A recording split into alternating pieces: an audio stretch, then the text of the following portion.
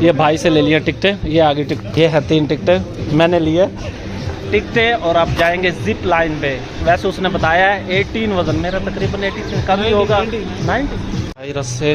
और ये पता नहीं किस तरह मुझे बेल्ट वगैरह पहनाएंगे और फिर मैं जाऊंगा जिप लाइन। ठीक है, ऊपर जाना है जिप लाइन, सबसे ऊपर ऐसे सीढ़ियों पर चढ़ते जाएंगे, ऊपर जाके फिर वो जो रस्सी है ना वहाँ से सीधा मैंने जाना है आगे की तरफ। जिप लाइन की किट पहनते हुए जिप लाइन पे जा रहे हैं।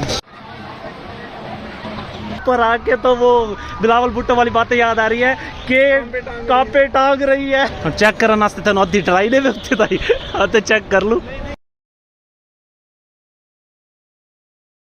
हाँ चलो, वेरी गुड, बाय बाय, अल्लाह हाफिज।